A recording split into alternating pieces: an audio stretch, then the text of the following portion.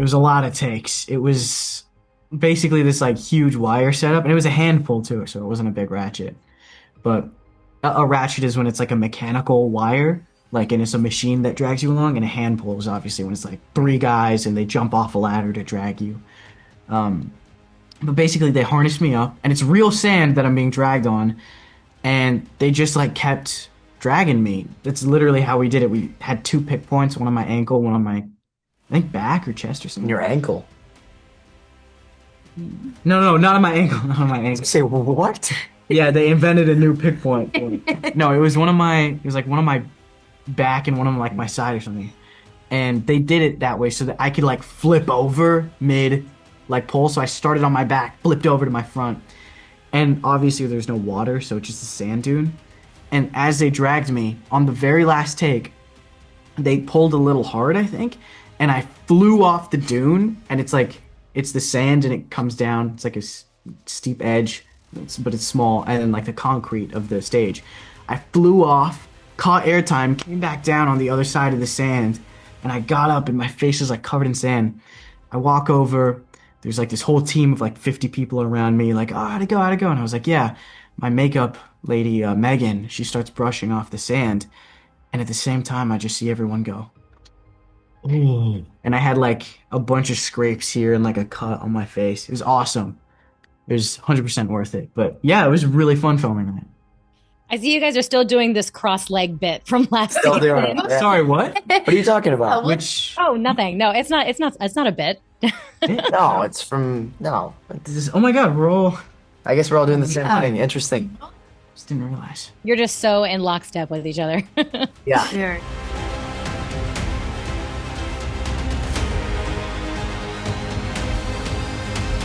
Not even close, in my opinion. I think, yeah, here's my thing. I think that Definitely not for you. for Me.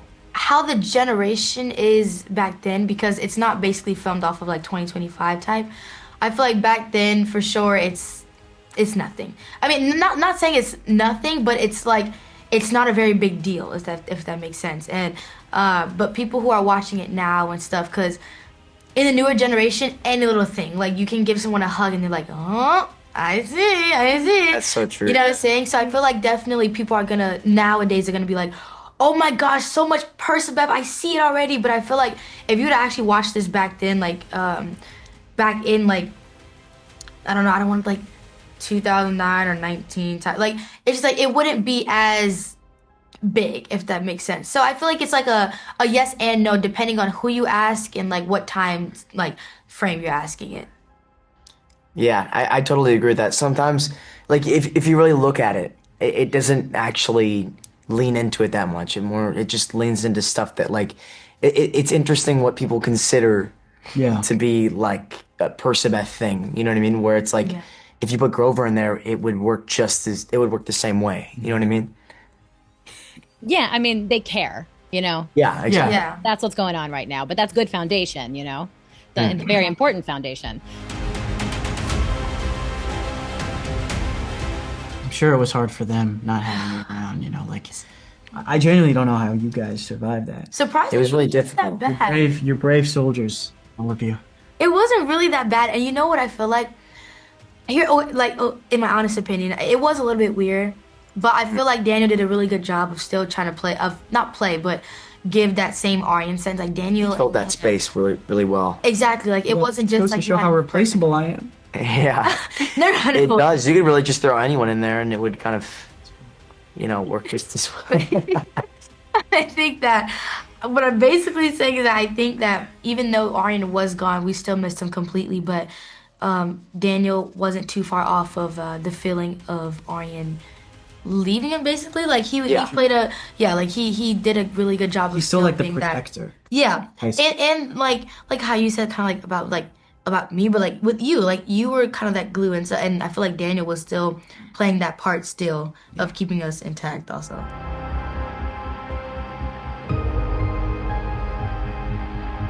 Most of it was done like every angle where you can't see my face or it's behind me. Or I think at least most of them are my stunt double Adam, who I've been trying to catch up with ever since I met him, because he's just so good at I feel bad for him because I feel like I have to get I'm like training hard to be as like athletic as he is because he keeps having to dumb himself down to like play to look like me. You know what I mean? So I'm really trying to like get more athletic That's how I feel about Adrian. Like it is not at all believable that this man with like 30 more pounds of muscle than I have is like me. But they do such a good job, Yeah. like Yeah. at. They're just so good at like what they do and how they move that like you can't tell us apart on camera. Yeah. It's because they mimic the way we move and walk and like They do such a good job. our And physicalities. it's so interesting. That was they put a little mat. They had the chariot and it was in the back of this truck. So anytime like we're fighting, it's on the back of this truck going around the chariot ring in like a circle, and it's basically just shaking our chariots and we're moving. That was And cool. oh, it's like the coolest thing ever. And then for that they put a little mat down that was like covered in sand, and basically I was on a wire attached to the chariot, and I dropped down, and it looked like I was being dragged, but I was just kind of being dragged with the mat, if that makes any sense. And then got pulled back up, and Daniel helped me back up there. But it's also interesting. Like, I'm sorry, I keep going on and on, but it's like, I don't know. I was thinking about this the other day. Like, we'll do something like that, and everyone's like, "That's so awesome," and like, will like applaud us. But like, that's just what the stunt people like. The stunt people will do that like 10 times crazier, and that's just like part of the job. It's like, all right, moving on. I find it hilarious. Like whenever Adam or like Adrian, my stunt double, whenever they do a stunt, they'll have like no harness, like Yeah. no wires, no pads, no nothing. They will sell it, nearly die like 4 times in a row. They'll get up and be like, "Okay, are we doing another one?" Like totally fine. And everyone's just like, "Ugh," and nothing happens. And then they'll be like, "Okay, put Walker and Arian in." And then we'll do it once with like a ton of mats and like wires and harnesses and all this extra safety gear. And the everyone second be we're like, done, it's like, "Whoa, You're amazing. oh my God, they're incredible!" And Yeah. he was doing some new stuff there too, I think. To be very clear, it was the best moment, one of the best moments of my career, and I think for you, Definitely as well. Yes. it was phenomenal. But again, for the horse's safety as well as for ours, whenever you're kind of seeing the chariots racing and there's us and the horses in the same frame, it's our stunt guys.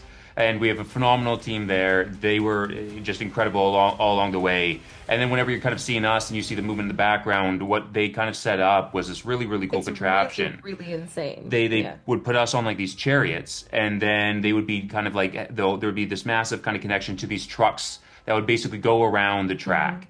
Yeah. It's like it was just kind of it was a pickup truck, wasn't it? I think so. I think it was a pickup truck, and then they had Dean, our camera guy, on Steadicam in the back of the pickup truck, getting us like while we're in the actual chariot bucket moving around. But what was really cool about it was, yes, it was our stunt guys doing the actual chariot racing. We got to kind of ride up to the starting line with it, Yes. and I have a really funny story about that. So we were riding up to the starting line, right? I had these very my horses had a lot of personality. They were lovely. They were gorgeous. They were just like this gorgeous black coat, but very, very sassy. They were ready to go. And so my horses were just like neighing and kind of stomping their feet. And I was like, oh, they're getting a little, should we do something? They were like, no, it's fine. And then one of my horses like neighed and bucked up on its hind legs and then took off with me and like my stunt like charioteer in the bucket. And I was like so freaked out. But at the same time, I was like, this is the best moment of my entire life. So it was very, very cool. We got to go to Danny Virtue's ranch. Shout out Danny Virtue, rip Danny Virtue. He was so amazing. But it was really cool to do that during prep because we got to bond and we all learned how to horseback ride and like mount bareback, and it was really, really cool. Yeah.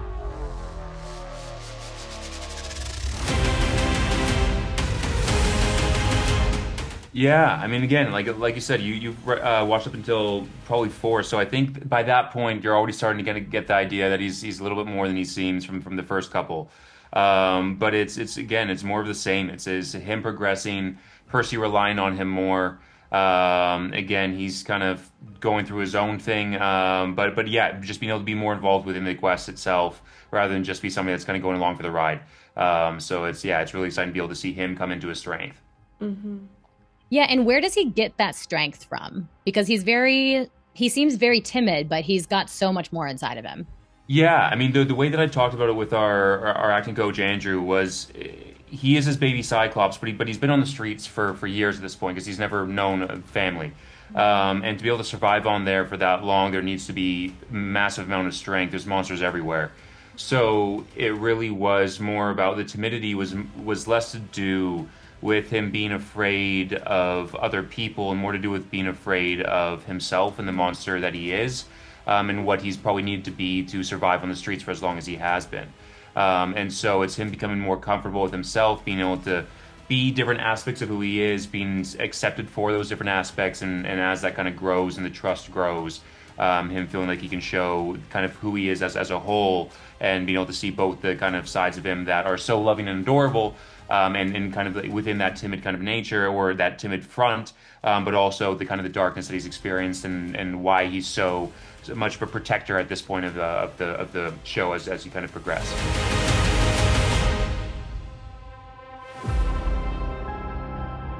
It was very freeing. It was liberating, you know. I think it was so fun playing that.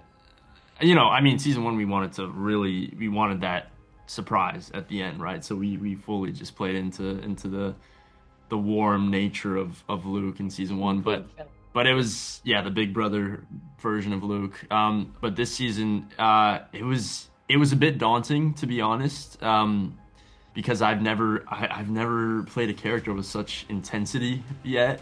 You know, Luke is a lot more intense, I feel like, this season, and he's really stepped into his power a lot more this season, and has taken on this leadership role.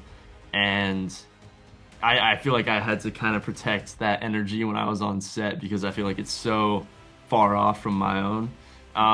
But it was so much fun. It was so much fun to bring that to life. And obviously, I looked to the book a lot for reference, and anytime we had a scene that was in the book, I went back and read it, and it was great and very helpful. Thank you, Rick. Shout out Uncle Rick. Shout out Rick.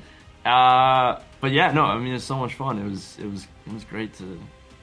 Luke is he's like a dream character to play. He's so nuanced, and so many levels and layers to him.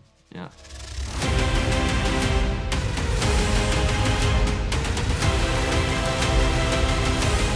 Exactly. That's it. You know, that day was interesting because I remember the way it was kind of written in the script was almost a little like it sort of shifted a bit on the day, but that's totally it. You know, at the end of the day, that's what Luke is doing this for them, right? You know, he understands that they don't quite understand it right now at this moment, and but he still has hope that he can, you know, sway them to his side. Just having more real estate, you know, it's great. I mean, to be able to tell more story, though I will say, you know, it kind of just happens that way. I think we're always just trying to tell the best story. Sometimes you want them to, you know, sometimes they end up longer, sometimes they end up shorter. It's whatever that particular episode needs.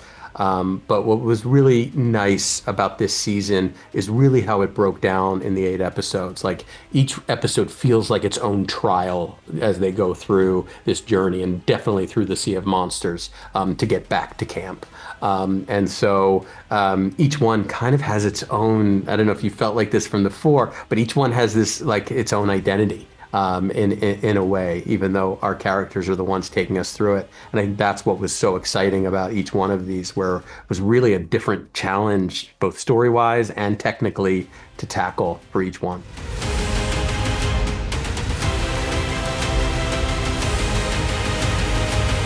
I think season 1 is about watching 2 kids who are lonely and who have never met anyone like them find each other and become friends. I think season 2 is about how complicated it can be to have a friend like that as you turn from 13 to 14 and 14 to 15.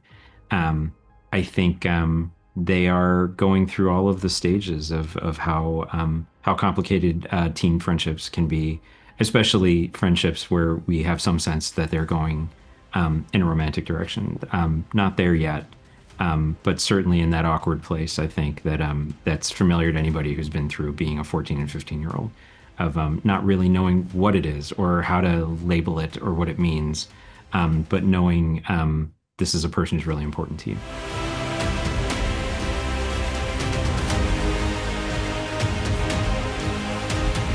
it's important that Grover has his own mission, which is the Satyr mission, which is to find the lost god of Pan. You know, the Satyrs are in search of this, and Grover just got promoted to a Seeker, right, at the end of the first season, and it's fun to pick up, you know, on his kind of Indiana Jones adventure in this, you know, the far-flung, Caribbean, to try to track it down. It just so happens that that the MacGuffin of our season, the Golden Fleece, shares the same scent as Pan. And it makes sense, and that's why Grover gets pulled into this story and pulls the rest of our heroes, you know, along with it. And when you take Grover and you pull him away from the original trio, you see how important he was as a peacekeeper, right? As someone to lean on, you know, for both Percy and Annabeth. And so the tension between Percy and Annabeth is only made more difficult to manage because Grover's not there.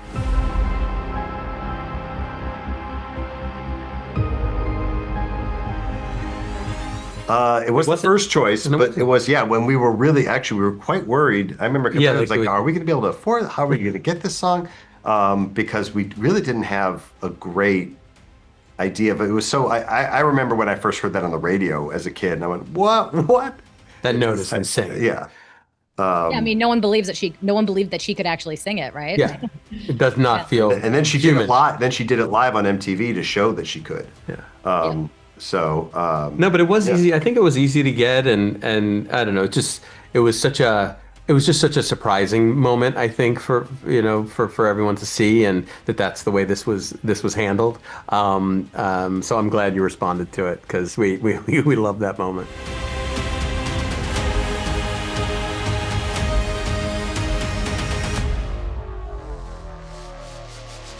What do you think? I think people want to see Charles Beckendorf. I think that too.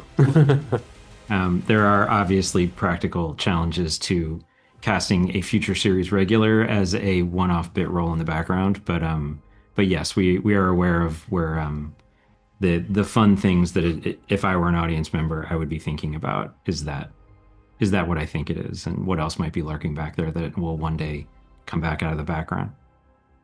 So does that mean you do intend for him to be a series regular character in the future? Yeah. Yeah. He's important to the show. Yeah. And so he will eventually come into the show. Exactly where he comes in is still TBD. That's very exciting. And what about Selena Beauregard? Because of course she's deeply connected to that as well. Same answer.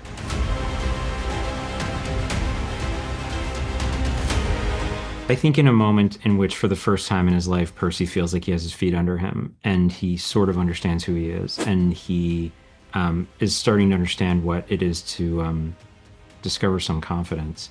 Having this person you are responsible for bumbling behind you is destabilizing. It's something that forces you to into uncomfortable positions of being frustrated with this person and not wanting to be involved, and at the same time caring about them and knowing that you don't want them to be uncomfortable. It's I think it's a way of making sure that whatever emotional questions Percy faced in season 1, he's going to have entirely new ones in season 2, many of which are kind of upside down from the ones that he faced. He's no longer the kid bumbling around. Now he's responsible for one. Is I think an interesting way of meeting the character, meeting the story this season.